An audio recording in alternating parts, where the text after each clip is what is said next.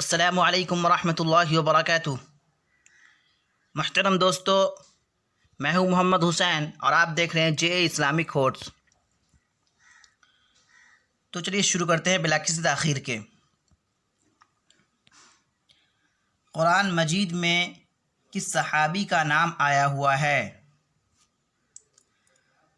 حضرت زید بن حارثہ رضی اللہ عنہ، سورہ احزاب آیت نمبر 37۔ قرآن کریم میں کس نبی کا تذکرہ سب سے زیادہ آیا ہوا ہے اور کتنی مرتبہ آیا ہوا ہے؟ حضرت موسیٰ علیہ السلام اور آپ کا نام تقریباً 136 مقامات پر آیا ہوا ہے۔ حرمت والے مہینے کتنے ہیں؟ حرمت والے مہینے 4 ہیں، جن میں سے 3 پہدر پہ ہیں۔ نمبر 1 ذی قعدہ، نمبر 2 ذی الحجہ، نمبر 3 محرم، نمبر 4 رجب۔ قرآن مجید کی کتنی سورتیں انبیاء کے نام پر آئی ہوئی ہیں؟ 6 سورتیں۔ نمبر 1 یوسف، نمبر 2 یونس، نمبر 3 ہود، نمبر 4 ابراہیم، نمبر 5 محمد، نمبر 6 نوح۔ اس نبی کا نام بتائیے جو لاٹھی پر ٹیک لگائے ہوئے تھے کہ اللہ نے ان کی روح قبض کر لی۔ حضرت سلیمان علیہ السلام، 22واں پارہ سورہ سبا آیت نمبر 14۔ وہ کون سی سورت ہے جس کی تمام تر آیتیں حرف دال پر ختم ہوتی ہے؟ سورہ اخلاص۔ سورہ عبس میں کس نابینا صحابی کی طرف اشارہ ہے؟ حضرت عبداللہ بن مکتوم رضی اللہ عنہ۔ قرآن میں کتنے فرشتوں کا نام آیا ہوا ہے؟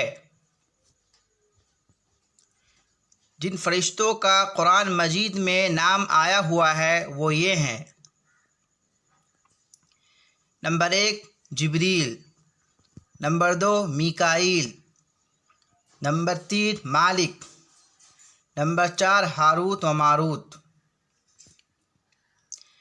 جہنم کے کتنے دروازے ہیں اور اس پر کون سی آیت دلیل ہے؟ جہنم کے 7 دروازے ہیں۔ سورہ حجرات آیت نمبر 44۔ نزول کے اعتبار سے قرآن مجید کی سب سے پہلی اور سب سے آخری سورت کون سی ہے؟ نزول کے اعتبار سے سب سے پہلی سورت سورہ علق کی چند آیات اور سب سے آخری سورت سورہ عصر ہے۔ قرآن مجید کی وہ کون سی سورت ہے جس کو ربع یعنی چوتھائی قرآن کہا گیا ہے؟ سورۃ الکافرون ربع قرآن کہا گیا ہے۔ وہ کون سی صورتیں ہیں جن کے بارے میں آپ صلی اللہ علیہ وسلم کا فرمان ہے کہ جو شخص اپنی آنکھوں سے قیامت دیکھنا چاہتا ہو وہ یہ صورتیں پڑھے؟ سورہ تکویر، سورہ انفطار، سورہ انشقاق۔ کس صورت میں ان 3 شخص کا ذکر آیا ہوا ہے جو غزوہ تبوک میں پیچھے رہ گئے تھے؟ سورہ توبہ آیت نمبر 119۔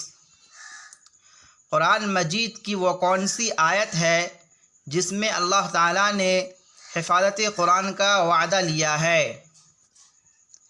سورہ حجرات آیت نمبر 9۔